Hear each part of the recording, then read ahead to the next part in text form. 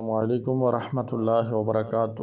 حضرت لال شہباز قلندر تشریف لے جا رہے تھے تو ایک ریچھ کو نچانے والا نظر آیا۔ پوچھا تم کون ہو؟ تو بولا قلندر۔ اس دور میں ریچھ نچانے والے کو بھی قلندر کہتے تھے۔ آپ رحمت اللہ تعالی علیہ بے اختیار مسکرا دیے۔ یہ بات اس ریچھ والے کو پسند نہ آئی۔ کہنے لگا آپ کون ہیں؟ فرمایا میں بھی قلندر ہوں۔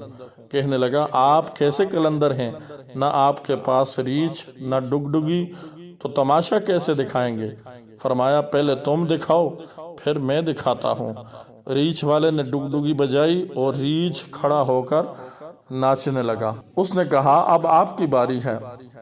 حضرت لال شہباز قلندر رحمت اللہ تعالی علیہ دو درختوں کی ٹہنیوں پر کھڑے ہو گئے اور فرمایا نیچے سے گزر جاؤ، مگر یاد رکھنا آگے جانا مگر واپس کبھی مت آنا۔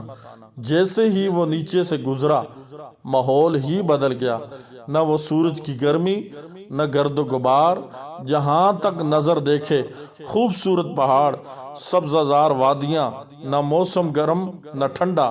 ابھی اسی سوچ میں ہی تھا، دیکھا ایک عظیم لشکر سپاہیوں کا گھوڑوں پر سوار تیزی سے اس کی طرف بڑھا آ رہا ہے۔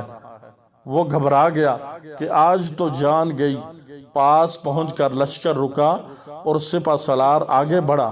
اس سے پہلے وہ کچھ کہتا سپہ سالار بولا بادشاہ سلامت، آپ کہاں غائب ہو گئے تھے؟ آپ کی سلطنت آپ کا انتظار کر رہی ہے اور ملکہ عالیہ کا رو رو کے برا حال ہے۔ اب وہ حیران اور پریشان شاہی محل گھوڑے پر سوار ہو کر ساتھ چل دیا۔ جب محل پہنچا عظیم الشان عمارات دیکھ کر حیران اندر داخل ہوا تو خوبصورت ملکہ گلہ شکوہ کرتی لپٹ گئی۔ کہاں رہ گئے تھے آپ؟ سب بھول کر نہا دھو کے شاہی پوشاک پہن کر تخت پر بیٹھ گیا۔